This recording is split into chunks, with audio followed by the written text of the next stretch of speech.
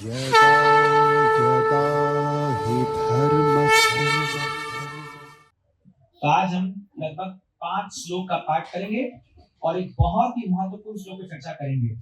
बहुत इंपॉर्टेंट श्लोक है हम सबके लिए, हमारे भक्तिमय जीवन के लिए। या इमाम पुष्पितां वाचम प्रवदन्त्यवपि विपश्चिता वेदवादरता पार्थ नान्यस्तीतिवादिना कामात्मान स्वर्गपरा जन्म कर्म फल प्रदान क्रिया विशेष बहुलां भोगैश्वर्य गति प्रति भोगैश्वर्य प्रसक्तानां तया अपहृत चेतसां व्यवसायात्मिका बुद्धि समाधौ न विधीयते त्रैगुण्य विषया वेदा निस्त्रैगुण्यो भवार्जुना निर्द्वन्द्वो नित्य सत्त्वस्थो निर्योगक्षेम आत्मवान् यावनार्थ उद्पाने सर्वतः संप्लुतोदके तावान् सर्वेषु वेदेषु ब्राह्मणस्य विजानता। ठीक, तो इसका अनुवाद पढ़िए कोई 41-42 का, प्रभु जी सॉरी 42-43 का अनुवाद पढ़िए जोर से, माइक दे दीजिए। हरे कृष्ण।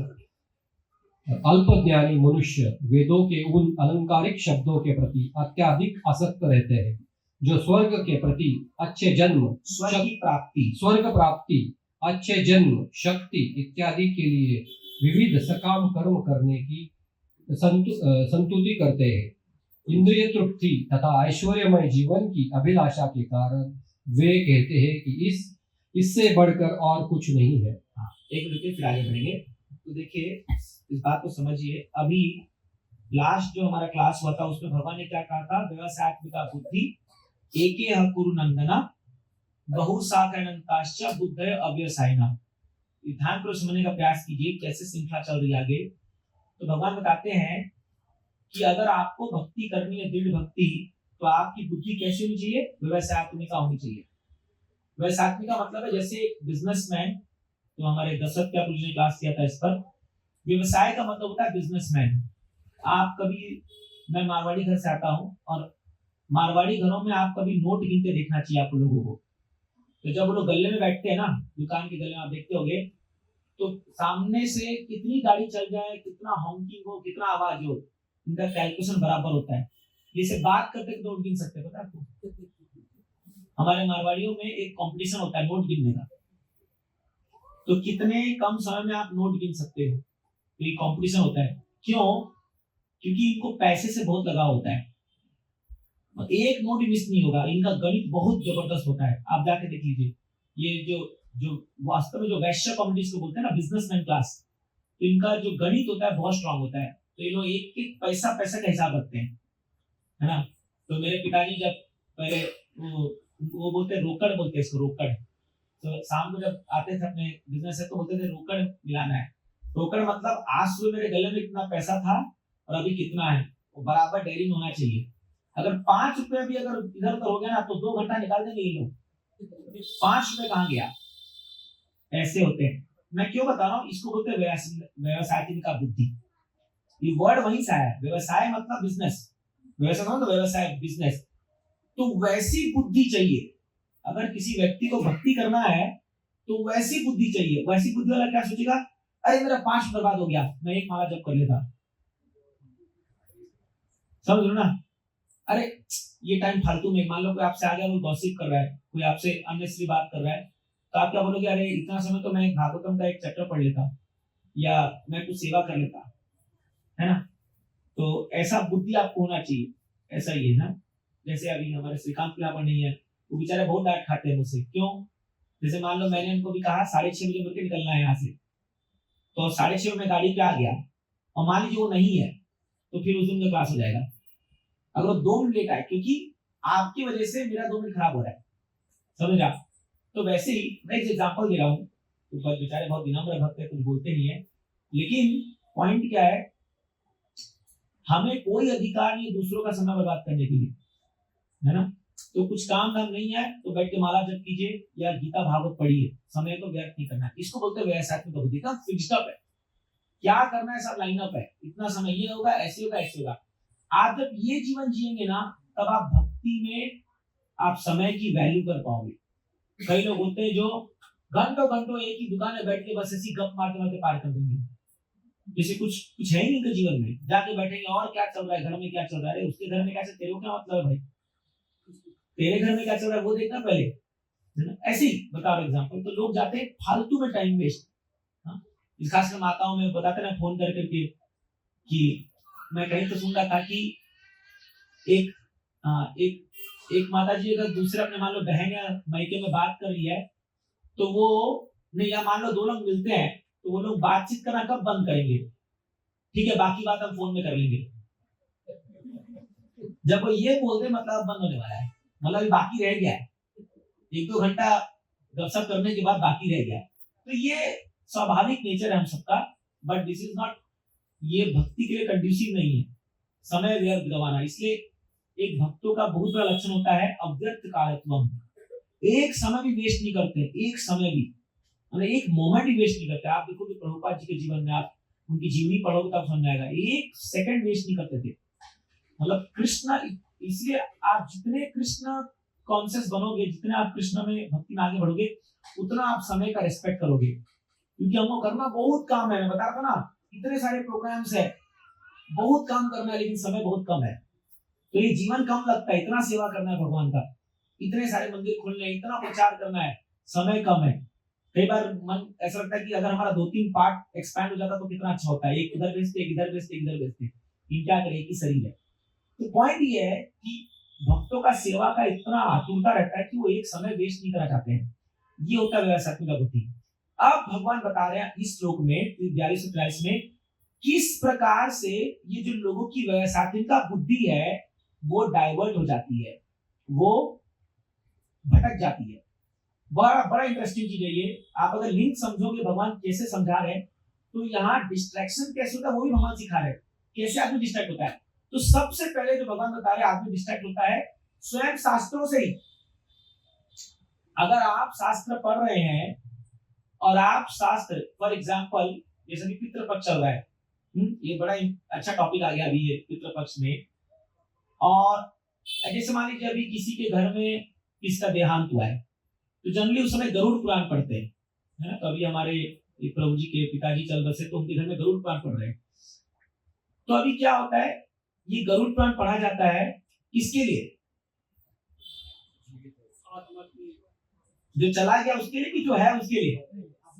हाँ, जो है उसके लिए पढ़ा जाता है कि भाई वो तो चला गया, तू ऐसे काम मत करना, ये तेरी गति जो है खराब लगेगी। पर वो क्या सोचते घर वाले, ये तो प्रेत के लिए है, वो सुनते रहेंगे भाई कहीं भी हो, अपन तो चाय पियेंगे, नाश्ता करेंगे, टीवी देखेंगे।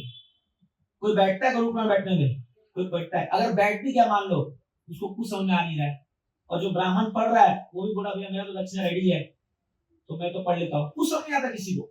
जबकि उसके बात इतने गजब की लिखी गई है कि आदमी अगर पढ़ ले सही में उसको, नेक्स्ट दिन माला पकड़ लेगा हाथ में, इतनी डरावना है वो।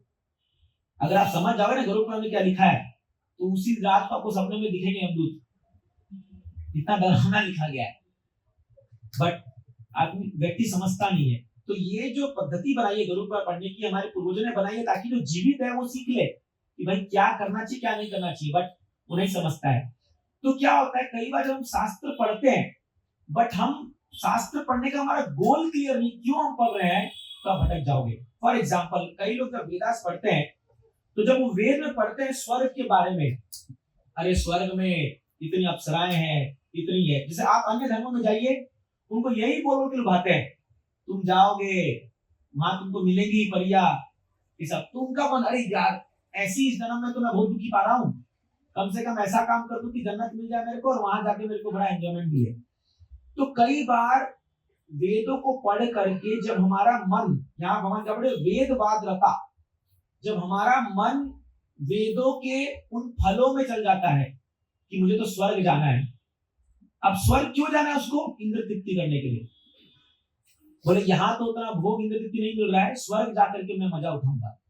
प्रवचन तात्पर्य में लिखते हैं, लंबा तात्पर्य मैं इससे नहीं पढ़ रहा हूँ, अगला वाला पढ़ेंगे कि स्वर्ग में नंदन कानन जो है ना, बड़े बड़े ऐसे उद्यान होते हैं। वो नंदन कानन इतना बड़ा उद्यान है, मतलब इतना बड़ा गार्डन है कि उसके अंदर सैकड़ों धरतियां समा जाएगी। खाली स्वर्ग का गार्डन इतना बड़ा है। वहां आदमी बूढ़ा नहीं होता है जल्दी से, क्योंकि उम्र बहुत लंबी होती है। और वहां क्या ना, आपको जो चाहिए वो इजीली अवेलेबल है, बहुत इजीली अवेलेबल है। वहां जैसे आम रस की नदियां बहती है, एक आम इतना बड़ा होता है कि आम रस टूट के गिरा, उसकी नदियां बहने लग जाएगी। और वहां क्या होता है कि जैसे जो स्त्री पुरुष होते हैं वो अनलिमिटेड जो है भोग इंद्रिय में लग सकते हैं, उनको कोई बुढ़ापा नहीं होगा या उनकी इंद्रिया शिथिल नहीं होती है। तो ये जब आदमी सुनता है, अब उसके मन में इच्छा वही है, तो ये बता मेरे को वहां जाना है। इसीलिए पहले जमाने में लोग स्वर्ग जाने के लिए बड़े बड़े यज्ञ कराते थे स्वर्ग की इच्छा से, और ये दान पुण्य सब स्वर्ग की इच्छा से करते थे। जैसे गरीबों को खाना बांटना या सॉल बांटना, कपड़ा बांटना, हाँ, पानी पिलाना गर्मी में, बहुत अच्छी बात है, सब काम करना चाहिए। लेकिन ये आया कहां से है? ये वहीं सबसे आया है, वेद में लिखा गया है सब चीजें। और ये पढ़ के आदमी का सोचता है मैं वहां जाऊंगा, मन में इच्छा क्या है? भोग करना है। लेकिन हमारा गोल ये नहीं है, हमारा गोल स्वर्ग जाना नहीं है, क्योंकि हमारी भावना भोग करने की नहीं है, हमारी भावना सेवा करने की है। हम, आप स्वर्ग में जाएंगे ना, आप स्वर्ग में सेवा नहीं कर सकते। कई बार लोग प्रश्न पूछते हैं कि ये देवता लोग इतना गड़बड़ काम क्यों करते हैं। मतलब आप देखोगे कई बार इंद्र जो है वहां करके ब्रजवासियों में पानी बहा दे रहे हैं, कभी किसी की पत्नी को उठा के ले जा रहे हैं, गौतम ऋषि की अहल्या कोई, आप ये सब सुनोगे। मैं आपको क्यों बता रहा हूं कि लोग आपसे प्रश्न पूछेंगे सबके बारे में, अरे तुम्हारे देवता लोग बड़ा गड़बड़ काम करते हैं। आप देखोगे स्वर्ग में वो मारने आ जाते हैं, लड़ाई होते रहता है हमेशा। क्यों? क्योंकि वहां भोग प्रदान है। हालांकि वो देवता है लेकिन वहां भोग प्रदान है। वहां हर एक व्यक्ति को अपना काम इच्छा पूरा करने में लगे हुए सब लोग वहां पर। तो वो इतना भोग करते कि भूल जाते हैं कि भाई हमको, हम भगवान के सेवक हैं। इसलिए फिर भगवान को आना पड़ता है उनको सिखाने के लिए। जैसे भगवान ब्रह्मा जी आके सिखाते हैं, फिर इंद्र को सिखाते आकर के। इंद्र को बोलता है अरे भूल गया भाई, मैं तुम लोग के कहने पर तो आया था और तुम ही यहाँ पर आके मेरे आश्रम में डिस्टर्बेंस कर रहे हो। तो क्या होता है, इसीलिए स्वर्ग जाना हमारा गोल नहीं है। हमारा लक्ष्य है भगवान के धाम जाना, जो स्वर्ग से ऊपर है, जहां भोग प्रदान नहीं है, जहां सेवा प्रदान है। तो इसीलिए प्रभुपाद जी कहते थे कि ये जो हमारे इस्कॉन के मंदिर है ये भी भगवान के धाम है। क्यों? क्योंकि यहाँ सुबह से रात तक केवल एक ही काम होता है, वो है भगवान की सेवा। सुबह से रात तक जो है लोग भगवान की सेवा में लगे रहते, 4:30 से लेकर रात 10 बजे तक केवल भगवान का भोग लग रहा है भगवान को। इसलिए हम जब भोग सब यूज करते हैं तो वो भगवान के लिए, हमारे लिए नहीं है। हमारे लिए क्या बन जाता है? वो प्रसाद। जब भगवान उसको भोग लेते हैं तो हमारे लिए वो बन जाता है प्रसाद, है ना। तो मैं कल एक क्लास में बता रहा था कि ये कई लोग अभी इस्कॉन पे एलिगेशन लगाते हैं कि ये लोग जो है ना कुछ तो मिलाते हैं खिचड़ी में, ऐसा कुछ तो मिलाते हैं जिससे लोगों के बाल गायब हो जाते हैं, जिससे लोगों के कपड़े बदल जाते हैं, तिलक लग जाता है, माला लग जाता है, कुछ तो है इनके प्रसाद में, मतलब कुछ तो चीज है। तो कोई मुझसे प्रश्न पूछाइए, मैं बोला हाँ मिलाते हैं हम लोग भगवान कृष्ण का लाल मिलाते हैं उसमें। कृष्ण जब भोग खाते हैं ना तो उनके, ऐसा शास्त्र में लिखा गया है, और वो दिव्य है, कोई वो ऐसा ग्रीक वाला चीज नहीं है, उनके मुंह में जो सलाइवा होता है वो मिल जाता है उसमें, इसलिए इतना टेस्टी होता है प्रसाद, इसलिए वो खाते ही व्यक्ति शुद्ध बन जाता है। तो ये जो स्वर्ग की इच्छा से व्यक्ति जो है जब शास्त्र को पढ़ता है तो वो भटक जाता है, वो डाइवर्ट हो जाता है। मैक्सिमम लोग इस दुनिया में जो भी ये पुण्य कर्म ये सब जो करते हैं उनका एक ही इच्छा होता है कि मुझे आगे जाकर के भोग प्राप्त हो, मुझे इंद्र भी प्राप्त हो। इवन देखिए आज जो ये हम पितृ पक्ष में जो कई लोग ये कर रहे हैं, बहुत अच्छी बातें करना चाहिए, रीति रिवाज है, बट इसका गोल किसी को पता नहीं है क्यों हम कर रहे हैं, क्या इसका कारण है। वो बस चला है कि एक ब्राह्मण को बुलाओ, खिला दो, हाँ तो सारा हमारा जो पितर का पाप है वो ले जाएगा, अब हम बरी हो जाएंगे, ऐसा है ना। कई लोग गया जी जाके आते हैं, करते हैं बहुत, बट देखिए शास्त्र में ऐसे बहुत सी बातें हैं जहां पर जो है वो कर्म कांडी उसमें आपको विधान बताए गए हैं। ऐसा करोगे तो ऐसा मिलेगा, ये करोगे तो ये मिलेगा, ये करोगे तो ये मिलेगा। अब यही कारण था, ये जो लोग जो ये जानवरों की हत्या करके जो खाना शुरू किए हैं, ये यही से आया है। क्योंकि शास्त्र प्रावधान है कि जिस व्यक्ति को मांसाहार करने की आदत लग चुकी है, तो उसके लिए बताया गया है कि उसको अमावस्या की रात को बलि दे करके, भोग लगा करके उसको खाना चाहिए। तो भोग इधर वो शिव जी को या काली माता को या दुर्गा माता को भोग लगता है। अभी देखो ये नवरात्रि आ रही है, कितने पशुओं की हत्या होगी, आपका ठिकाना भी नहीं है उसका। कितने लोगों का, बंगाल में जाओगे तो आप भयंकर, वो हमारे ग्रुप में माता पिता की उनके घर में ही पशु की बलि देते हैं, भले। और वो क्या सोचते हैं, दुर्गा माता खा रही है। अरे वो वैष्णवी है, वो कभी मांस खाएगी? वो अपने भूत पिशाच गण को खिला देती है, वो थोड़ी खाती है। तो ये एक प्रावधान बनाया गया था वेदा में कि जो अपनी जीवा को कंट्रोल नहीं कर पा रहा, ऐसा करके आप एक लोअर जानवरों को खा सकते हो, जैसे ये छोटे मोटे जो जानवर है। बट लोगों ने क्या किया, इससे ये जो विधि है उसको हटा करके डायरेक्ट मारो और खाओ। वहां तो आप जाओगे ना, अगर आप वहां बंगाल में, तो वो दक्षिणेश्वर काली मंदिर जो है बहुत फेमस है, उसके बगल में लोग बैठे रहते हैं, वो सीधा गला काटते हैं उसका और बोलते हैं ये लो काली प्रसाद। ऐसे होता है क्या? तो इसीलिए इसमें खतरा है। जब हम शास्त्र की बातों को बिना आचार्य के समझने का प्रयास करेंगे और मनमाने ढंग से काम करेंगे ना, उसका नतीजा पूरा ही उल्टा निकलेगा, समझ रहा। तो यही बात भगवान यहाँ कह रहे हैं कि ये जो शास्त्र को जो लोग भोग इंद्र तृप्ति के उससे पढ़ते हैं ना, तो उनको उसका प्रॉपर लाभ नहीं मिलता है। अब नेक्स्ट श्लोक में भगवान बताएंगे कि अगर ऐसी भावना आपके मन में है तो आप कभी भक्ति प्राप्त नहीं कर सकते। ये बहुत इंपॉर्टेंट श्लोक है, एक बार फिर से पढ़ेंगे हम लोग। 2.44 भोग ऐश्वर्य प्रसक्ता नाम तया अपहृत चेतसा व्यवसायात्मिका बुद्धि समाधो न विधीयते। इसके एक एक वर्ड पे ध्यान दीजिए, ये श्लोक आपको याद होना चाहिए। मैं एक एक वर्ड का मतलब बताऊंगा आपको, बहुत इंपॉर्टेंट श्लोक है ये। अभी व्यवसायात्मिका बुद्धि के बारे में मैंने तुरंत बताया था थोड़ी देर पहले। क्या भगवान ने कहा था? व्यवसायात्मिका बुद्धि एक ही है पूर्ण, जिसकी बुद्धि इंटेलिजेंस व्यवसायात्मिका है, उसका लक्ष्य एक होता है, क्या? भगवान की भक्ति करना, दृढ़ भक्ति करना। अब भगवान बता रहे किस व्यक्ति की व्यवसायात्मिक बुद्धि नहीं हो सकती है। पहला, भोग ऐश्वर्य, जिसकी बुद्धि भोग और ऐश्वर्य, दो चीज। भोग से मतलब है स्त्री पुरुष का संबंध, और ऐश्वर्य से मतलब है धन दौलत। दो चीज इस दुनिया में, दो ही चीज है जो व्यक्ति को बांध के रख देती है, जो व्यक्ति का पूरा माथा खराब कर देती है। एक स्त्री पुरुष का संबंध, पुरुष के लिए स्त्री, स्त्री के लिए पुरुष, और ऐश्वर्य मतलब धन दौलत संपत्ति।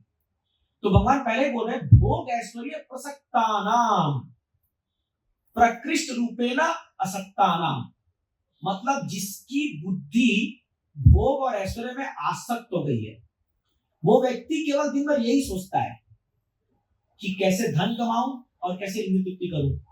जिसकी बुद्धि केवल यही सोच रही है कि भोग और ऐश्वर्य में क्या होता है, उसका तया अपहृत चेतसा। बड़ा मस्त शब्द, भगवान एक एक शब्द, इसलिए गीता आपको पढ़ना चाहिए। एक एक शब्द जो भगवान के मुंह से निकल रहा है ना, उसकी ऐसी मीनिंग्स है ना कि आप सोच नहीं सकते क्या लिखा है भगवान ने। ये कम से कम मैं 10वीं बार पढ़ रहा हूँ, बोल कर मेरे को ये रिफ्लेक्ट हो रहा है। आप जब बार बार पढ़ोगे गीता को ना, आपको रिफ्लेक्ट होगा एक एक वर्ड।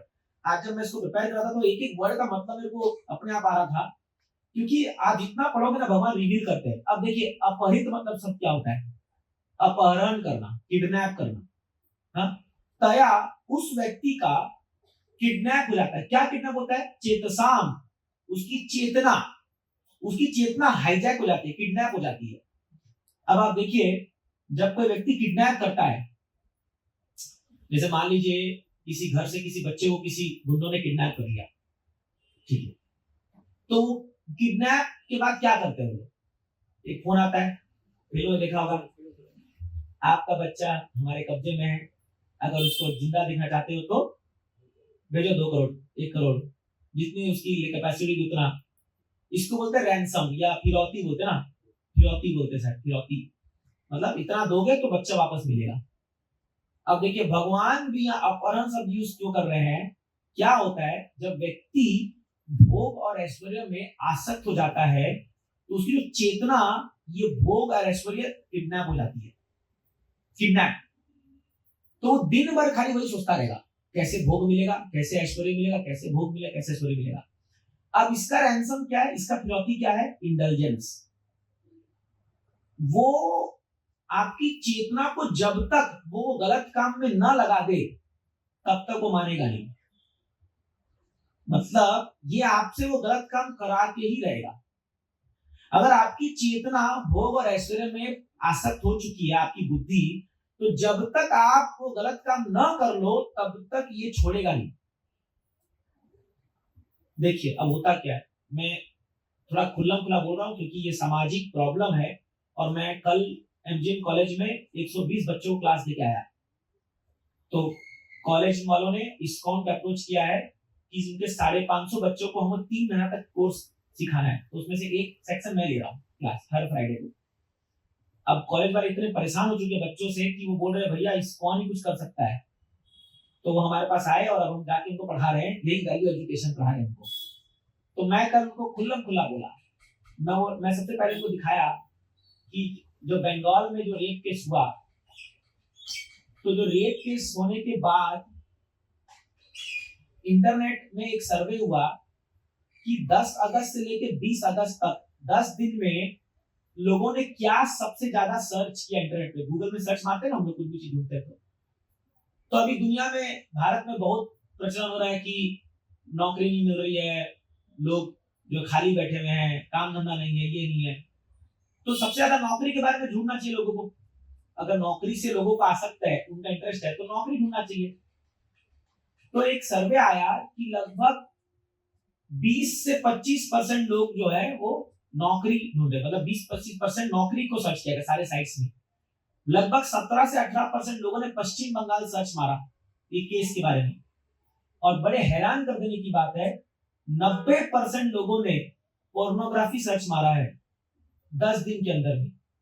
पूरे कोविड में 2 साल के अंदर में जो सबसे ज्यादा ये अश्लील वीडियो जो देखा गया है वो भारत में देखा गया है 2 साल में।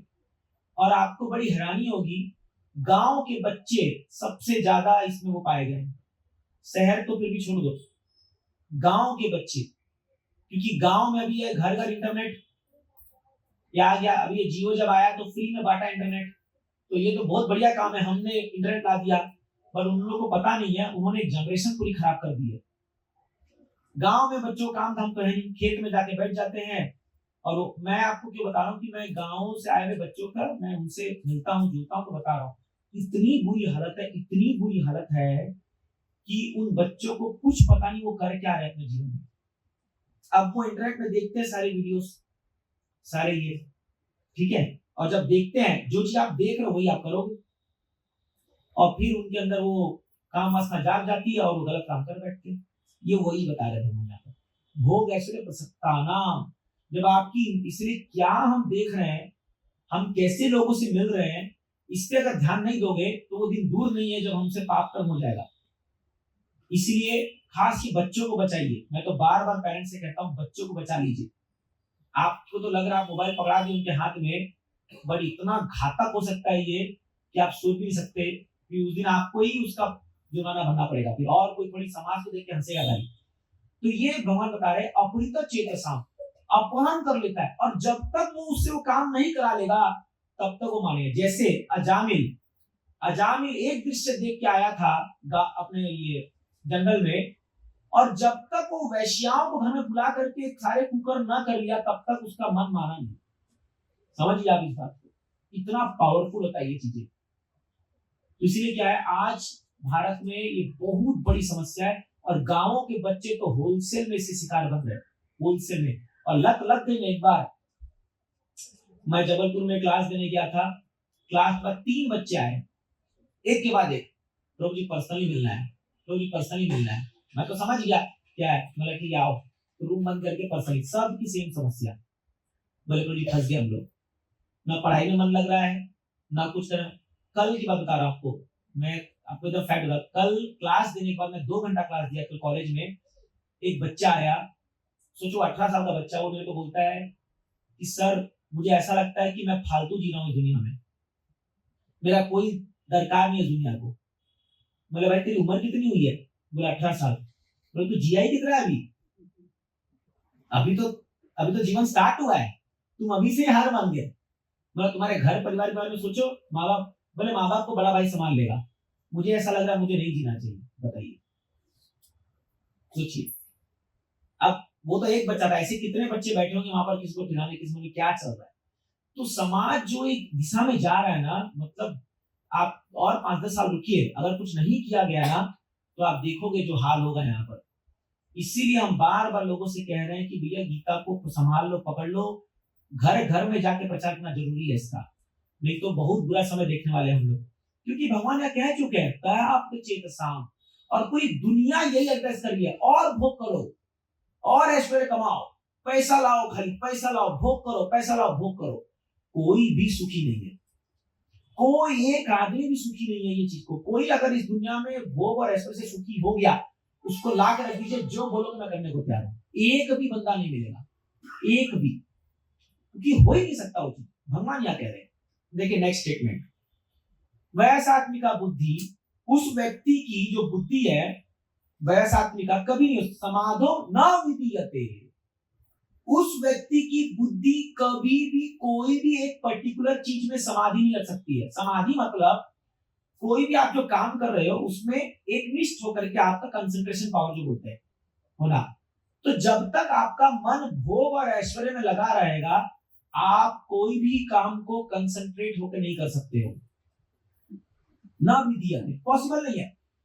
और एक मस्त शब्द के विधीयते, विधि का मतलब क्या होता है? रेगुलेशन, विधि, मतलब विधि निषेध। तो जो व्यक्ति भोग और ऐश्वर्य में पड़ा रहेगा, वो कोई भी चीज को रेगुलेटरी फॉलो नहीं कर पाएगा, ना वो टाइम पे उठ पाएगा, ना वो टाइम पे सो पाएगा, ना वो टाइम पे खा पाएगा, ना वो टाइम पे अपना काम कर पाएगा। मैं सच बोल रहा हूँ नहीं बोल रहा हूँ, समझ रहा है? इसीलिए रेगुलेशन अगर आपको लाना है, आपको सबसे पहले अपने इंद्रियों को संयम में करना पड़ेगा। कोई भी व्यक्ति जो भक्ति के मार्ग को अपनाने का प्रयास कर रहा है और अपने मन और इंद्रियों को संयम रखने का प्रयास नहीं कर रहा, वो फालतू में एंडेवर कर रहा है। प्रभुपाद जी कहते हैं the first step in bhakti is to control mind and senses, इंद्रियों। इसीलिए हम 4 नियम लेके आते हैं, इसीलिए हम लोगों से कहते हैं खाली प्रसाद खाइए, इधर उधर मत जाइए, अपने जीवा को कंट्रोल कीजिए, अपनी आंख को कंट्रोल कीजिए, अपने कान को कंट्रोल कीजिए। तो अभी आर्टिफिशियल कंट्रोल करना बड़ा मुश्किल है, इसलिए भगवान में लगाइए, आंख से भगवान का दर्शन कीजिए, कान से भगवान की कथा सुनिए, जीवा से भगवान का नाम लीजिए, प्रसाद खाइए, हाँ, पांव से मंदिर चल के आइए, हाथ से करताल बजाइए, ताली बजाइए, कीर्तन कीजिए। ये सब प्रैक्टिकल स्टेप्स है जिससे आपकी इंद्रियां वश में हो रही है। जो जो आपकी इंद्रियां कंट्रोल होती जाएगी, आपका मन एकाग्र होता जाएगा, फिर आपका मन लगेगा। कोई हजारों लोग आगे बोलते प्रभु जी मन नहीं लग रहा काम में, कैसे लगेगा मन? आपकी इंद्रिया वश में नहीं है। कुछ भी चला, समोसा बड़ा खा रहे कहीं भी जाकर के, कहीं भी जलेबी मार रही है, सिनेमा अभी लगा नया धर्मवीर 2, चलो भाई, हाँ चलो। तो कैसे इंद्रिया, आप इंद्रियों को इतना पूरा फुल छूट दे रखे हो, भाई तेरे को जो करना है कर ले, जो देखना है देख ले, जो खाना है खा ले, जो सुनना है सुन ले। कहां से मन कंट्रोल होगा? इम्पॉसिबल है ये तो यहाँ भगवान एक बहुत इंपॉर्टेंट बोल रहे हैं। इसलिए ये भोग की जो वांछा है, इसको धीरे धीरे हमको कम करना पड़ेगा। हाँ? और शास्त्र कहता है आत्मेन्द्रिया प्रीति इच्छा तारे बलि काम, कृष्णेन्द्रिया प्रीति इच्छा धरे प्रेम नाम। ये जो दुनिया में लोग हो रखे हैं ना प्रेम, कल मैं क्लास बता रहा था, वहां लड़के लड़कियां बैठे हुए थे, मैं उनको बोला कि तुम लोग सोचते हो कि तुमको 2 महीने तुम लोग अगल बगल बैठोगे तुमको प्रेम हो जाएगा, ऐसा कोई प्रेम होता है क्या? अरे उस माँ से पूछो जो 9 महीने तुमको गर्भ में रखी है, पहली बात तो, फिर तुमको भी 18 साल तक पूरा खिला पिला करके इतना बड़ा करी है, उसका प्रेम छोड़ करके, अभी से लड़का लड़की प्यार करते तो घर में आप नहीं बोल देते तुमने क्या किया मेरे लिए, मैं जा रही हूँ उसके पास, वो मुझे सुखी रखेगा, मैं बहुत प्रेम करती हूँ उससे। अरे यही स्टेटमेंट गलत है। तुम प्रेम जब तुम माँ बाप की नहीं हो सके, जो तुमको 18 साल फोकट में खिलाए हैं बैठा करके घर में, फोकट में, मैं तो बोल रहा हूँ, हमने क्या किया माँ बाप के लिए? एक बात है, एटलीस्ट जब तक हम कमाते नहीं तब तक क्या किया आपने? जो आपने बोला वो लाके दिए। उससे पहले 9 महीना आपने पेट में माँ के कितने लात मारे होंगे पता नहीं। तो इतना 18 साल करने के बाद जब तुम माँ बाप से प्रेम नहीं कर पाए, तो तुमको 5 महीना वो लड़का मिला, तुम प्रेम करो उससे, ये झूठ है, हो ही नहीं सकता प्रेम। क्यों? शास्त्र कहता है आत्मेंद्रिय प्रीति इच्छा तारे बलि काम। अपनी इंद्रियों को खुश करने की जो इच्छा है वो काम है, वो प्रेम नहीं है। कृष्णेन्द्रिय प्रीति इच्छा धरे प्रेम नाम। जिस दिन आपके मन में कृष्ण की इंद्रियों को सुख करने का, खुशी करने का जो इच्छा आएगा, वो है प्रेम। आप अपने इंद्रियों को सुख करने का प्रयास करोगे तो वो प्रेम नहीं है, वो काम है। तो ये जो आजकल लड़का लड़की लोग का चल रहा है, जो भी चीज चल रहा है, ये सब काम है, इसमें प्रेम नाम का कोई चीज नहीं है, हो ही नहीं सकता। ये शास्त्र की बात है। तो इसीलिए यहाँ भगवान कहते हैं कि समाधो न विधीयते। आपका बुद्धि जो है वो कभी भी समाधि नहीं ले सकता। इसीलिए जिन लोगों को भगवान की भक्ति का रस चखना है, भगवान की भक्ति में आगे बढ़ना है, प्रयास कीजिए, अपने इंद्रियों को संयम में रखिए, कंट्रोल में लाइए अपने इंद्रियों को। इधर उधर मुंह मत मारिए, कुछ भी खाना, कुछ भी पीना, कुछ भी देखना नहीं। एक रेगुलेटेड लाइफस्टाइल होना चाहिए। टाइम पे उठना, टाइम पे सोना, टाइम पे खाना, टाइम पे भगवान का नाम जप करना, टाइम पे शास्त्र पढ़ना। जब एक रेगुलेटेड लाइफस्टाइल हम जिएंगे, तब जाकर के जो है ये हमारा समाधि लगेगा, भगवान में मन लगेगा हमारा। ठीक है, इसको बोलते हैं प्रैक्टिस। हम लास्ट क्लास में पढ़ रहे थे कि भगवान दो बताते हैं, मन को कंट्रोल करने का 2 ही तरीका है, एक है वैराग्य और एक है प्रैक्टिस। तो भगवान वहां पर क्या कहते हैं कि वैराग्य च गृह्यते, अभ्यास न तु कौन्तेय वैराग्य च गृह्यते। प्रैक्टिस करना पड़ेगा बार बार बार बार बार बार। और वैराग्य, सेंस ऑब्जेक्ट से वैराग्य नहीं चाहिए मेरे को। मान लीजिए जैसे भी हम लोग अभी एक ड्यूटी का बर्थडे था, तो उसके दोस्त लोग आया और उसको एकदम बढ़िया केक, मस्त क्रीम व्रीम एकदम मार के ऊपर मस्त लगा केक, तो वो मंदिर में ले आया उस केक को। मतलब जस्ट नया नया भक्त बन रहा था और मेरे टेबल से हम ला के रख दिया। प्रभु आज मेरा बर्थडे है, केक खाएंगे क्या? मैंने पहला प्रश्न पूछा, ये ऑफर्ड है क्या? या ये भोग लगाया भगवान को? बोला नहीं प्रभु जी, तो मेरे जस्ट अभी दुकान से खरीद ला रहे, मैं ले जाओ मेरे सामने से, मैं नहीं छूंगा। तो भक्तों को बिना भोग लगाए कुछ नहीं खाना चाहिए। आप जो भी खाते हैं, चाहे कितना ही टेस्टी आइटम क्यों ना हो, आपको भोग लगाना चाहिए पहले भगवान को। अगर जो व्यक्ति बिना भोग लगाए खाना खाता है, भगवान कहते हैं वो केवल पाप खा रहा है। ये भगवान से मैंने, माफ कीजिएगा, मैं नहीं बोल रहा हूँ।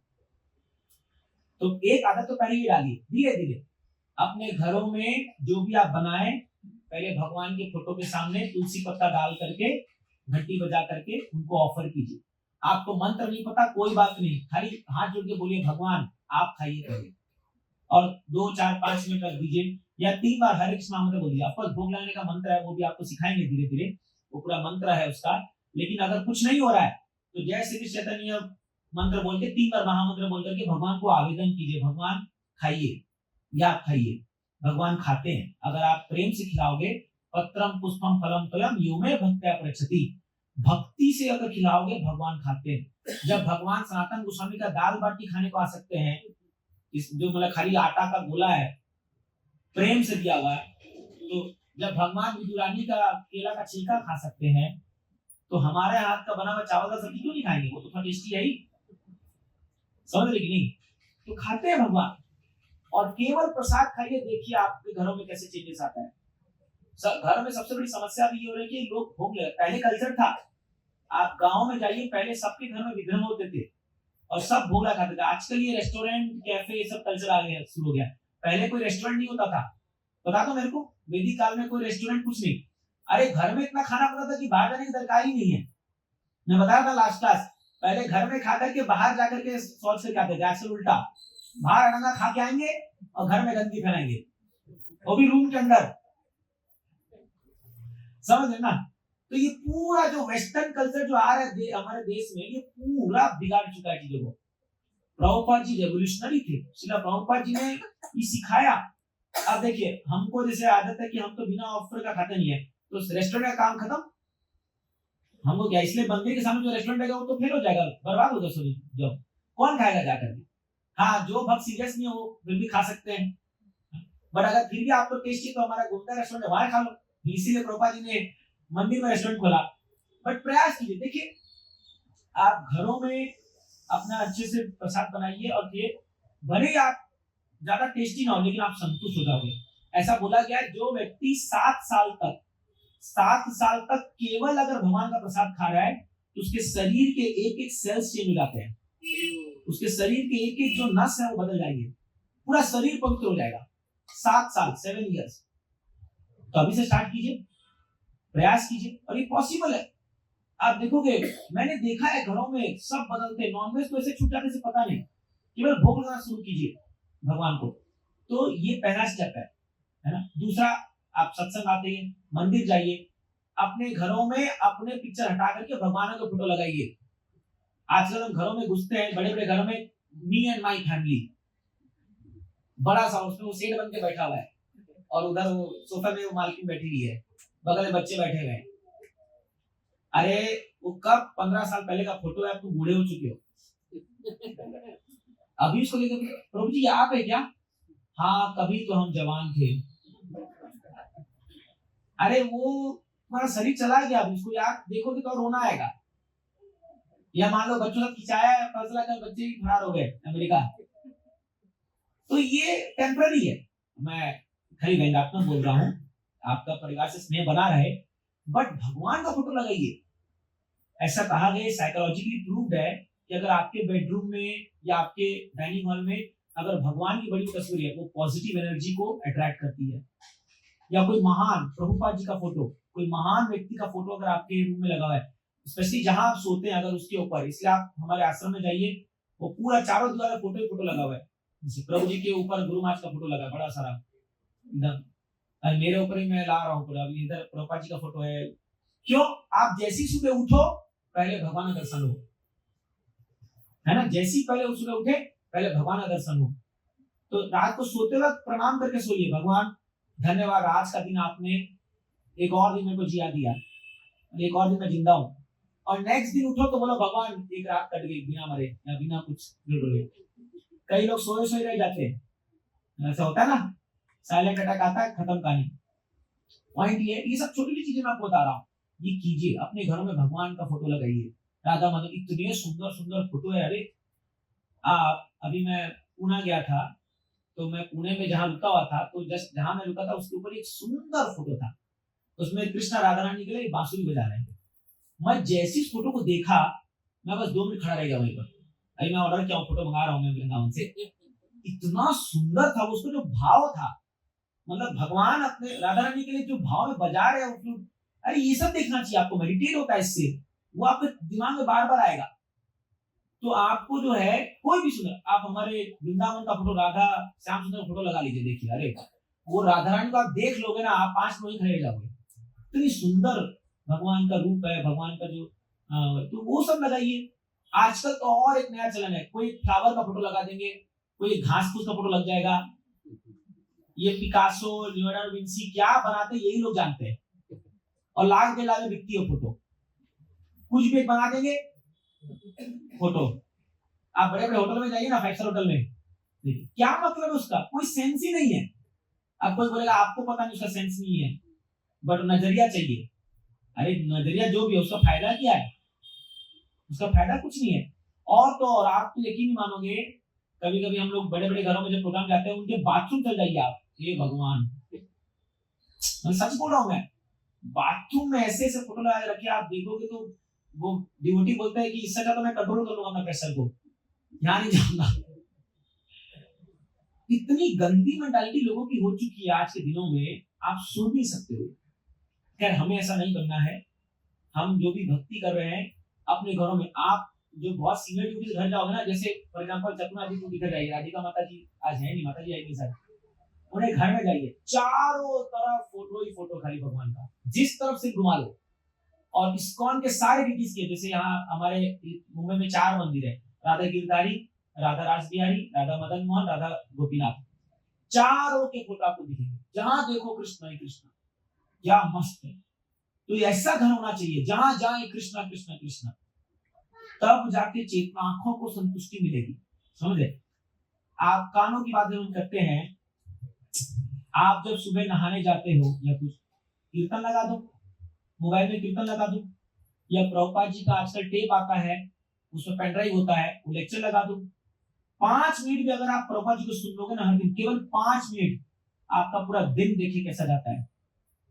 या जो लोग आप लोग ट्रैवल करते हो लोकल में, इसमें अपना ईयरफोन लगाइए ना, क्या दरकार है इधर उधर देखने के लिए, वही सेम ही तो पटरी है, और सेम ही तो आपको रोड रोड दिखेंगे जहां लोग थूक रखे होंगे पान खा करके।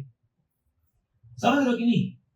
तो आप बड़ी, हमारे भक्त लोग मस्त ईयरफोन लगाते हैं और वो एकदम आनंद में चलते रहते हैं। हम लोग ट्रेन में ट्रैवल करते हैं ऐसे भी कहीं पर, अरे वो ईयरफोन लगा लो, हम अपनी दुनिया में एकदम मस्त।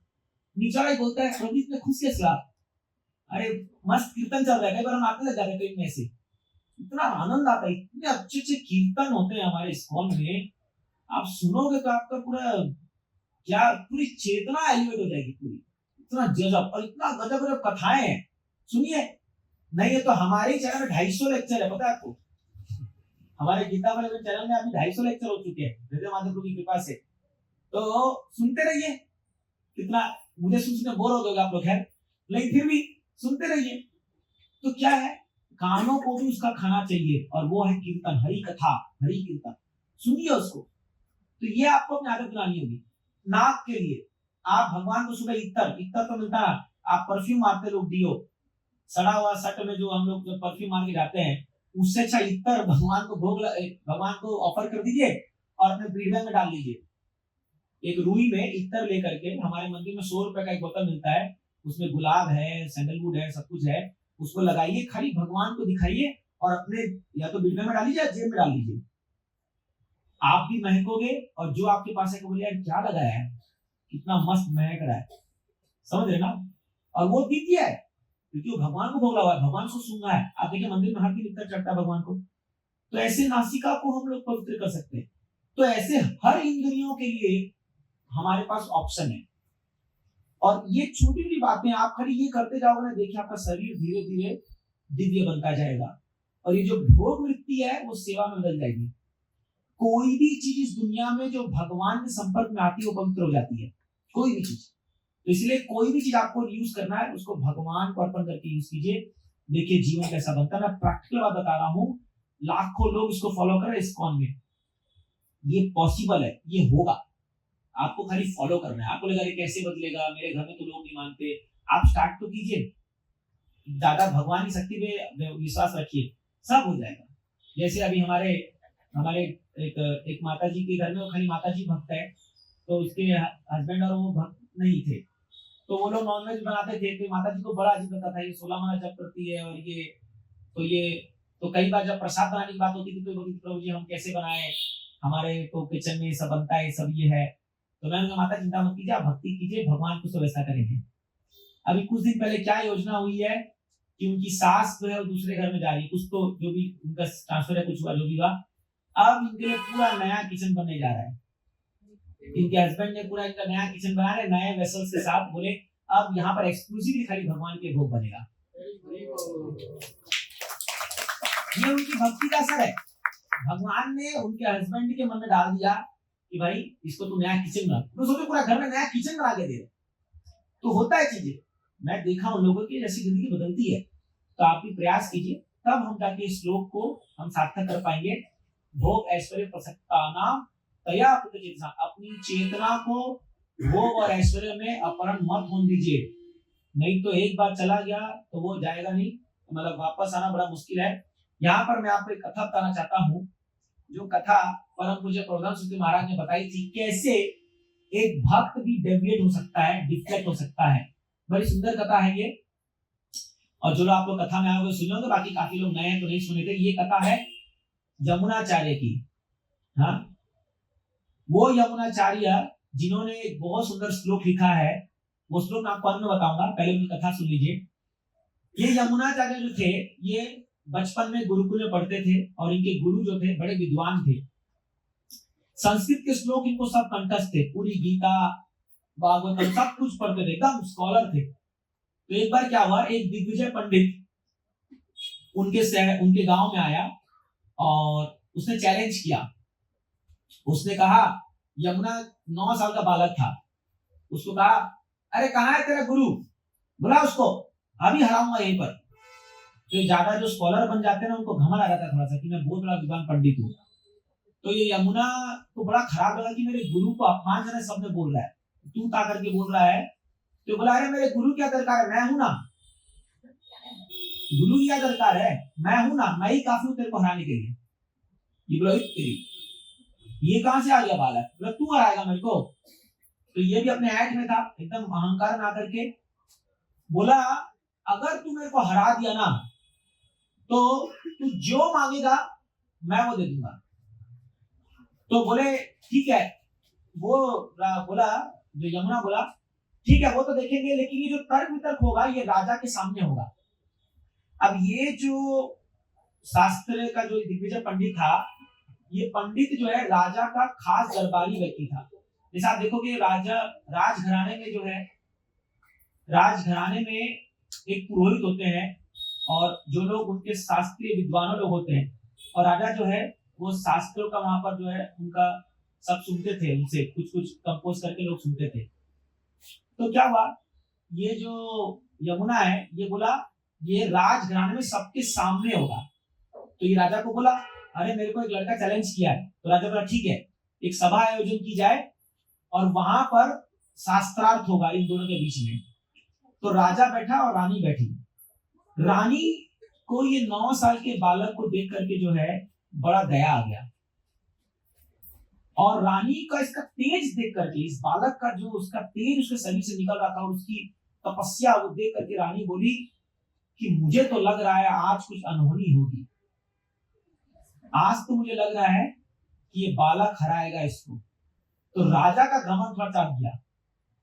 राजा राइट, ये हमारा राज दरबारी है, ये जो है विद्वान पंडित है, ये कैसे बालक हराएगा इसको, तुम बड़ा बेइज्जती हो जाएगी हमारी। तो रानी बोली, मानो मत मानो, मैं तो बोल रही हूँ आज ये लड़का हराएगा इसको, इस दिग्विजय पंडित को। राजा बोला, अगर ऐसा हो गया, अगर ये लड़का हरा दिया इसको, तो मैं मेरा आधा राज्य दे दूंगा इसको। राजा घोषणा कर दिया कि अगर आज ये यमुना, ये जो छोटा है यमुना लड़का का नाम था, हरा दिया इसको तो आधा राज्य दे दूंगा। तो और एक्साइटमेंट बढ़ गया, अरे बाप, आधा राज्य, सोचिए 9 साल का बालक है। रानी बोली कि मैं भी अवसर देती हूँ कि अगर ये लड़का हार गया, मैं जिंदगी भर आपकी दासी बन के रहूंगी, मतलब जो आप बोलोगे वो करूंगी जिंदगी भर। तो राजा बोला, चलो अब तो मजा आएगा। बैठे दोनों, साथ साथ शुरू हुआ। तो यमुना पहले बोला इसको, आपके कोई प्रश्न है तो पूछिए। तो ये बोला, नहीं मैं क्या पूछूंगा, तुम पूछो पहले। नहीं आप पूछिए ना, आप बड़े विद्वान हैं। तो ये कुछ पूछा, शास्त्र ग्रामर के कुछ व्याकरण के कुछ पूछा, ये फटाफट बोल दिया यमुना, क्योंकि इसको गुरु का आशीर्वाद था और सब पढ़ा हुआ था, ये फटाफट बोला। तो फिर ये बोला, तुम कुछ प्रश्न पूछो, तुम तो बहुत बोलिए, मैं आंसर देता हूं। अब ये 3 प्रश्न पूछा। ये यमुना जो है बड़ा इंटरेस्टिंग क्वेश्चन है, और 3 प्रश्न पूछा इस राजा से। 3 प्रश्न इसके होश उड़ा दिया। आप देखिए क्या प्रश्न पूछता है। बड़ा बुद्धिमानी व्यक्ति को जो होता है ना, वो किसी को भी हरा सकता है अगर ये, बट उसको विनम्र होना चाहिए। ददाती, ज्ञान से विनम्रता आना चाहिए, अहंकार नहीं आना चाहिए। पहला प्रश्न पूछता है, ये जो राजा बैठा है, हमारे राजा बड़े धर्मवीर है, बड़े सूरवीर है, बड़े दानी हैं, ये पूरे दुनिया में विख्यात है इनका राज्य और सब कुछ, लेकिन आप ये प्रूफ करके दिखाओ कि ये पापी है, ये राजा एक पापी है। तो ये बोला, एक पागल, राजा के सामने मुझे दिख रहा है, गला काट देगा मेरा। अभी राजा बैठे है सामने और उसको प्रूफ कर रहा है कि तू पापी है। तो इसका तो पसीना छूटना शुरू हो गया। ये बोला, ये क्या पूछ दिया।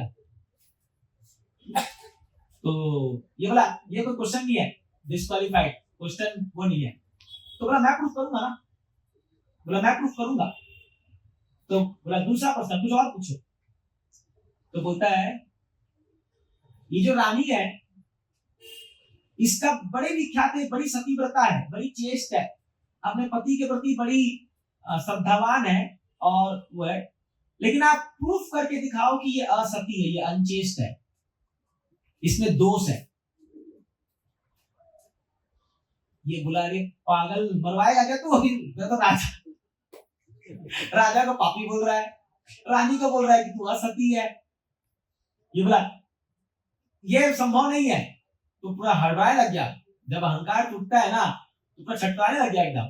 तो बोला शांति रखो, मैं प्रूफ करूंगा, शांति रखो, मैं बताऊंगा। तो तीसरा प्रश्न पूछो। तीसरा तो और खतरनाक था। बोलता है आप अपने माँ के इकलौते बेटे हो, पता था उसको आप इकलौते बेटे हो, आप प्रूफ करो कि आपकी माँ बांझ है। आप प्रूफ, सामने बैठा लड़का, आप प्रूफ करो आपकी माँ बांझ है। ये तो उठ के पूरा चाह लगा, क्या बोला नाम से ये वो पूरा उठा पूरा वो हड़कम मच गया एकदम, पूरा हड़कम। मेरे क्या प्रश्न पूछ रहा है ये? मैं शांति शांति, मैं प्रूफ कर रहा हूँ, मैं कर रहा हूँ, मैं बता रहा हूँ। क्या पूछा था मैंने? पहला राजा पापी है, तो बोलता है शास्त्र के श्लोक को, श्लोक याद नहीं हो, बताता है शास्त्र के अनुसार राजा अपनी प्रजा का 1/6 पाप लेता है। कोई भी व्यक्ति जो राज कर रहा है, राजा गुरु, इवन माता पिता को भी जाएगा ये जो लोग अधिकारी लोग होते हैं ना, ये अपने डिपेंडेंट, अपनी प्रजा को जो पाप करती है उसका 1/6 पाप लेता है। तो राजा की इतनी सारी प्रजा है और सब कोई ना कोई तो पाप कर रहा है ना, सब तो सुधरे नहीं है, इसलिए 1/6 पाप राजा को जा रहा है, ये पापी है। तालियां बजने लगे। अरे सच में प्रूफ कर दिया भाई, तो पापी है वो और मानना पड़ेगा, ये शास्त्र का है। दूसरा सिंपल, ये आप जानते हो इसका आंसर, सिंपल। तो फिर बोलता है दूसरा रानी असत्य है, ये कैसे प्रूफ करोगे? तो बताता है शास्त्र के अनुसार राजा के शरीर में सभी देवता निवास करते हैं, ये फैक्ट है। इवन गुरु के शरीर में भी देवता निवास करते हैं। और ये रानी क्योंकि राजा का संग करती है, तो एट द सेम टाइम उस सभी देवताओं का भी संग करे, इसलिए असत्य होगी, क्योंकि एक पुरुष को छोड़कर दूसरों के साथ ये संग करें। ये तो बोला गया रे बाबा, इसके तो हवा है। अब आया तीसरा प्रश्न, तीसरा कैसे प्रूफ करोगे? तो ये पद्म पुराण से एक श्लोक कोट करता है जहां ऐसा बताया गया, जैसे मैं पहला उदाहरण देता हूं। ऐसा बोला गया कि अगर कोई स्त्री है, अगर उसका पति चल बसा और उसका पुत्र जिंदा है, तो वो विधवा नहीं कहलाती है। आपको पता है बात? अब जब इसीलिए लोग पुत्र की कामना करते हैं, पुत्र। खैर अब ये रीजन जो है, अब इसको अनदेखा मत कीजिएगा, लेकिन शास्त्र बताया गया कि जब तक बेटा जिंदा है स्त्री विधवा नहीं हो सकती है। बेटा, क्योंकि बेटा बाप का ही रूप लेके आता है, इसीलिए हमारे कल्चर में पुत्र की बहुत जो है वो है। लेकिन ऐसा कुछ मतलब वो नहीं, ये रिचुअल चला आ रहा था, ये है ये। अब इसके पीछे बहुत सारी कहानियां वो बनाई गई है, क्योंकि पुत्र ही तर्पण करता है और वो सब करता है। तो खैर आप सब लोग एप्लीकेबल नहीं, आप सब भक्त हो, आपको किसी दरकार नहीं पुत्र पात्र की। अब आप खुद ही भगवत धाम जा रहे हो, इसलिए आपको टेंशन नहीं है उसका। ये भक्तों का एप्लीकेबल नहीं है। लेकिन पुत्र जो है वो जनरली वो तर्पण देता है, वो गया जी जाके उद्धार करता है, ये सब होता है। तो कोई माताएं बुरा मानिएगा, ये शास्त्र की बातें ऐसा बता रहे हैं। अब उसी शास्त्र में बताया गया है कि अगर केवल एक पुत्र है तो वो स्त्री को बांझ माना जाता है। इसलिए पहले जमाने में लोग 1-1 दर्जन पुत्र पैदा करते थे। यस, एक बेटा से लोग मानते नहीं थे। आजकल सब बदल चुका है, ये अभी ये सब, इसलिए अभी आप इसको लागू नहीं कर सकते हो। ये उन जमाने की बातें हैं और ये शास्त्र की बातें ऐसा है कि बताया गया एक पुत्र, उसने श्लोक कोट कर दिया, शास्त्र जैसा श्लोक है, और ये हार मान गया। ये बोला रे बाप रे बाप, राजा रानी तो पूरा उछल पड़ी एकदम, उसको यमुना को अपने गोद में लाके बिठाई। 9 साल का तो भाई, वो बोली वाह वाह वाह वाह वाह, मजा आ गया, उसको माला पहनाई, सब करी। फिर राजा को देखी, बोली राजा जी आधा राज्य दीजिए। एक घोषित कर दिया, मेरा आधा राज्य यमुना को दे दो। अब क्या हुआ, इसको पूरा मुकुट पहनाए, इसको पूरा पैरेंटिन में लेकर के सब जा रहे हैं, ढोल नगाड़े सब बज रहे हैं, इसको एक अलग जैसे आंध्र प्रदेश तेलंगाना डिवाइड हुआ ना, है ना, छत्तीसगढ़ एमपी डिवाइड हुआ ना, तो अलग चीफ मिनिस्टर बना, अलग स्टेट कैपिटल बना, वैसे ही इसका अलग राज्य बना, कैपिटल बना, इसको वहां जाके बिठा दिए। 9 साल का बालक, बुद्धिमान तो था ही, राजा मुकुट पहना दिए इसको। अब इसके मन में इच्छा आने लगा कि भैया मैं तो राजा बन गया, और उसके सब इनके सारे इसके नौकर चाकर सेवा कर रहे, बढ़िया खा रहा है, एकदम मस्त ऐसो आराम में। करते करते कई साल बीत गए, ये ऐसा घुस गया उसके अंदर, बस इसको वो हुक्म ना, ये करो वो करो। अब मिलिट्री की आदि हुई, तो मिलिट्री ऑलरेडी ट्रेन थी, इसको बोला था यहाँ जाओ वहां जाओ, ये लड़ो वो करो करो, ये पूरा भोग ऐश्वर्य प्रसक्ताना पूरा आसक्त हो गया उसके अंदर, पूरा जो है उसके अंदर घुस घुस के पूरा ये होगा। कई साल बीत गए। इसके दादाजी थे जिसका नाम था नाथ मुनि, वो भगवान के बड़े भक्त थे, भगवान के बड़े भक्त थे। उनको याद आया बाबा ये मेरा पोता कहाँ गया, वो यात्रा में कहीं गया हो गया, वो गुरुकुल भेजे थे पढ़ने के लिए इसको।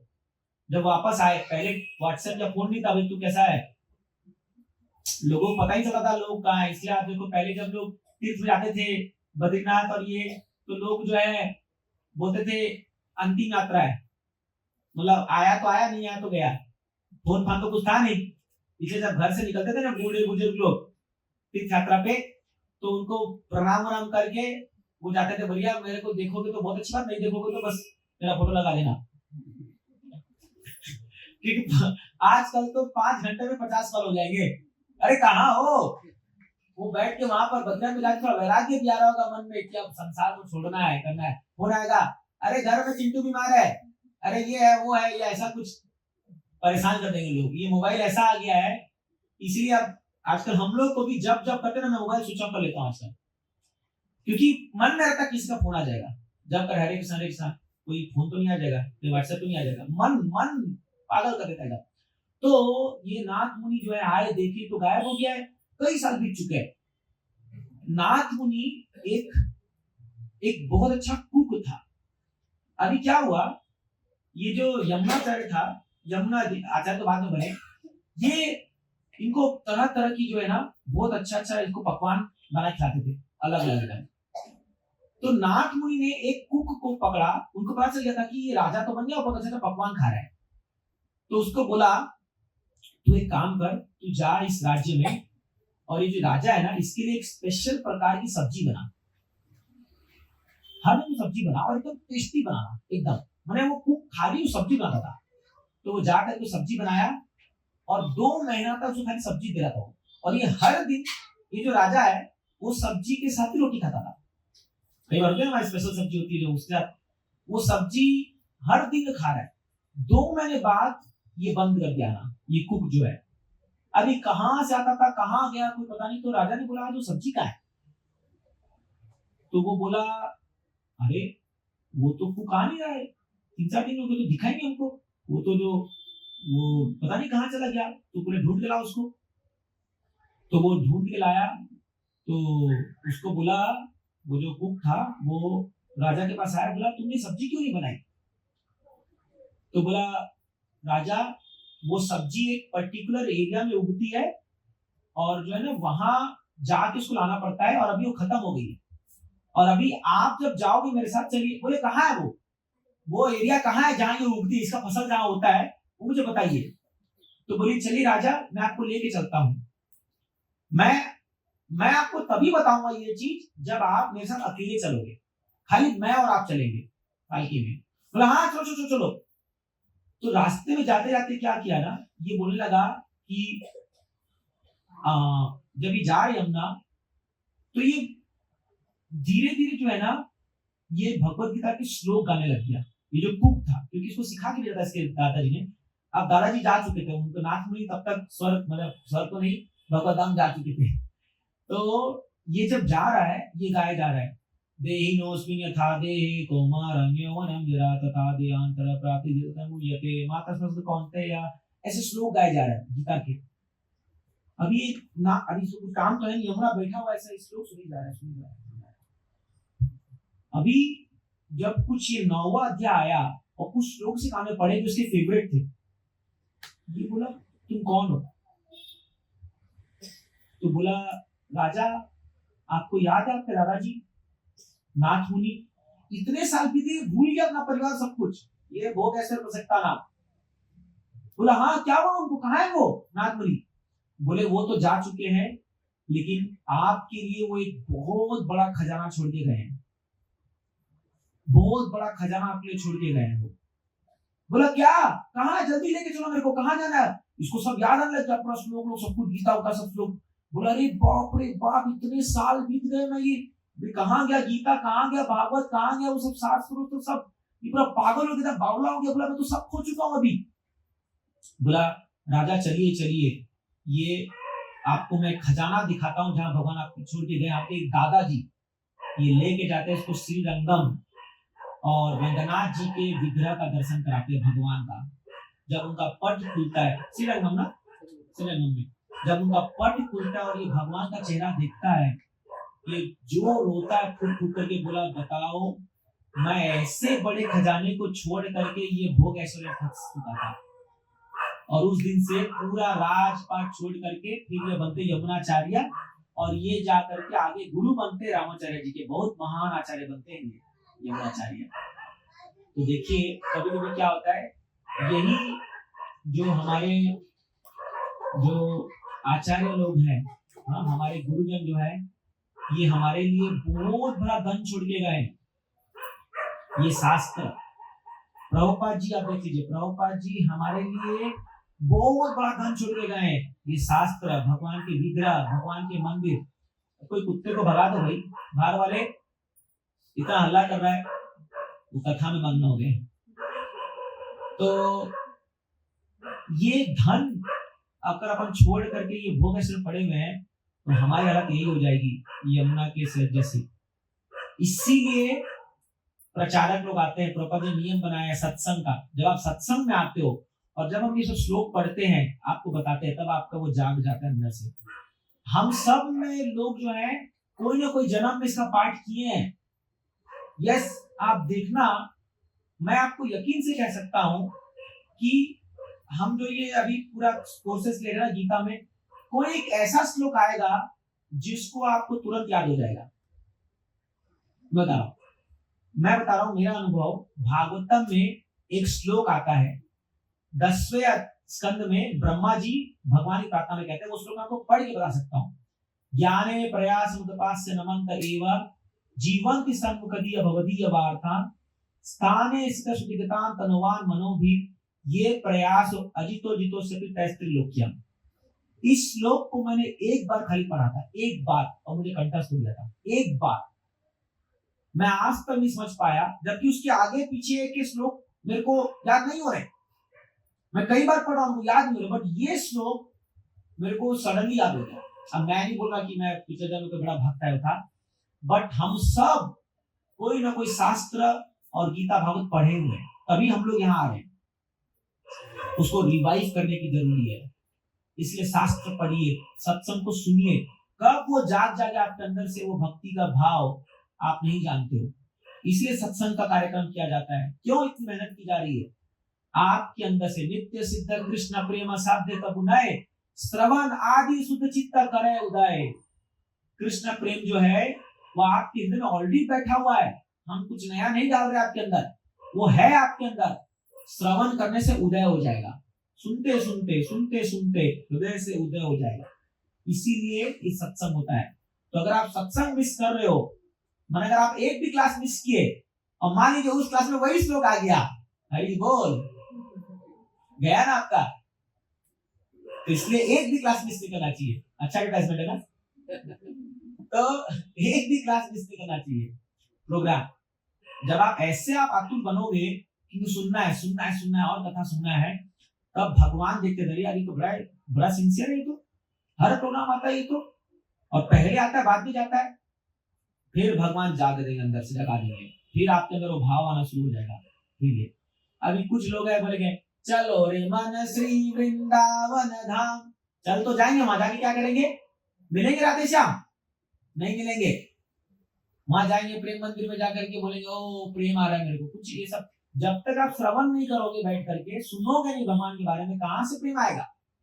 वो वहीं वो गंदगी आएगी। वहां खाली जाओगे आप और जो है वहां बढ़िया, हाँ बाकी बारी में बढ़िया लड्डू मिलता है, इधर रसगुल्ला मिलता है, इधर ये मिलता है, वो खा पी के आ जाओगे, बस कुछ नहीं होने वाला।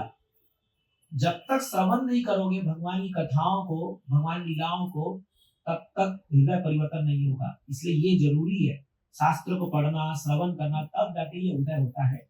तो इसीलिए ये श्लोक बड़ा इंपॉर्टेंट है। और नेक्स्ट जो 2 श्लोक है उसमें भगवान यही कहते हैं कि एक श्लोक में बताते हैं, मैं उसका ट्रांसलेशन खाली पढ़ता हूँ। टेक्स्ट नंबर 45, वेदों में मुख्यतया प्रकृति के 3 गुणों का वर्णन हुआ है। हे अर्जुन, इन 3 गुणों से ऊपर उठो, समस्त द्वैतों और लाभ तथा सुरक्षा की सारी चिंताओं से मुक्त होकर आत्मपरायण बनो। तो 3 जो गुण है, सत्वगुण, रजोगुण, तमोगुण, से ऊपर उठ करके हम लोग को भगवान की भक्ति करनी है। अगला श्लोक बताते हैं, एक छोटे से कूप का सारा कार्य एक विशाल जलाशय से तुरंत पूरा हो जाता है। इसी प्रकार वेदों के आंतरिक तात्पर्य जानने वाले को उनके सारे प्रयोजन सिद्ध हो जाते हैं। बहुत ही बढ़िया बात बोल रहे हैं। चैतन्य चरितामृत में कविराज गोस्वामी एक सुंदर श्लोक कहते हैं, वो बोलते हैं, श्रद्धा का मतलब क्या है? विश्वास किस चीज को कहते हैं? श्रद्धा शब्द विश्वास को ले सुदृढ़ निश्चय, कृष्णा भक्ति कैले सर्व कर्म कृत है। श्रद्धा का मतलब क्या है? ऐसा दृढ़ विश्वास, सुदृढ़ निश्चय, क्या कि मैं कृष्ण भक्ति कर रहा हूं तो मेरे सारे कर्म पूरे हो जाएंगे, सर्व कर्म कृत है। आपको अलग से कुछ करने की दरकार नहीं है। जैसे फॉर एग्जाम्पल अभी पितृपक्ष चल रहा है, तो अगर आप शुद्ध भक्ति कर रहे हो तो आपको श्राद्ध भी करने की दरकार नहीं है, प्रोवाइडेड आप शुद्ध भक्ति कर रहे हो, ऑटोमेटिक आपके पितृ का उद्धार हो रहा है। आप या माला जब कर रहे हो उनका उद्धार हो जा रहा है। बट क्योंकि अभी हम शुद्ध अवस्था में नहीं है, इसलिए हम कोई नियम पालन करना चाहिए, बट दरकार नहीं है किसी को, हमें कोई देवी देवता को पूछने की दरकार नहीं है अगर आप शुद्ध भक्ति कर रहे हो तो। शुद्ध भक्ति इतनी महान है, सर्व कर्म कृत हो, सब कुछ पूरा हो जाता है, पर केवल कृष्ण भक्ति करें। जैसे एक पेड़ के जड़ में पानी देने से उसका पूरा जो टहनी और वृक्ष सब भरा भरा हो जाता है, वैसे ही कृष्ण भक्ति करने से सब संतुष्ट, यस्मिन तुष्टम जगत तुष्टम, भगवान को संतुष्ट कर दिया, सब खुश हो जाते, सब आपके माता पिता बच्चे पत्नी सब संतुष्ट हो जाएंगे, केवल आपने कृष्ण को खुश कर दिया तो। लेकिन वो उस दिशा में हमको बढ़ना चाहिए, उनको खुश करने का प्रयास करना चाहिए। लेकिन जब तक अवस्था में आए तब तक हमें जो नियम है पालन करना चाहिए, जो भी चीज है, यही बात बता रहे हैं। ये विशाल जलाशय के समान है ये। तो यहाँ पर जो है भगवान ये कैसे वेद में कर्म कांड जो विधि है उसको, उसका खंडन करते हुए भगवान अर्जुन को बता रहे, अर्जुन इससे ऊपर उठो, तुम वेदों की बातों में आकर के अपने आप को डाइवर्ट मत करो, जो मैं कह रहा हूँ वो करो, शुद्ध भक्ति करो। तो इसीलिए यहाँ पर भगवान ये बात बता रहे हैं।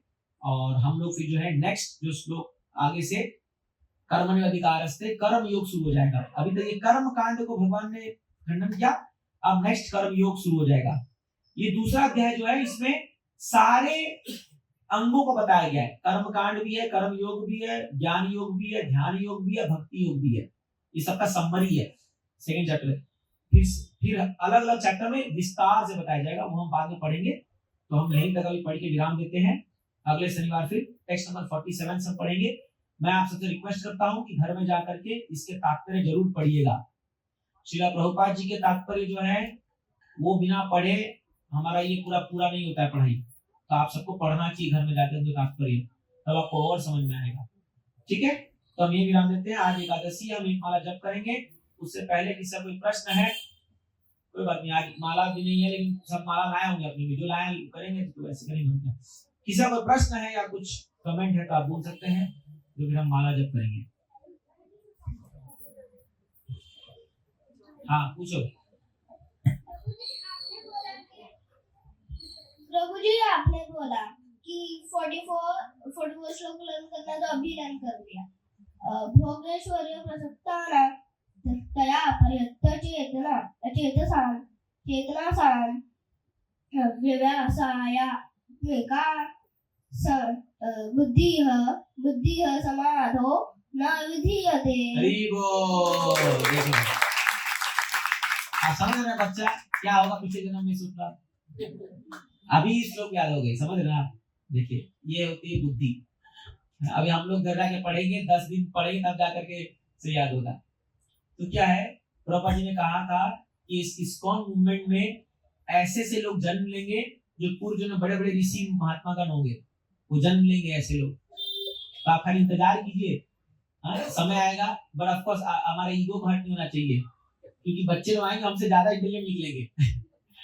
तो लेकिन हमें बहुत गर्वित होना चाहिए कि ऐसे बच्चे हमें देश को चाहिए जो शास्त्र पढ़े, शास्त्रों को जाने, वो नहीं जो दिन भर वीडियो गेम खेलते रहे खाली। अपने बच्चों को जो है वीडियो गेम, बारबी डॉल, ये सब हटाइए, उनको सिखाइए, सब चीजों को याद कराइए श्लोक, उनके साथ हम भी याद कर लेंगे, है ना। तो बहुत बहुत धन्यवाद, वेरी गुड, अच्छी बात है। तो इसलिए आप भी श्लोकों का उच्चारण कीजिए और उसको याद करने का प्रयास कीजिए।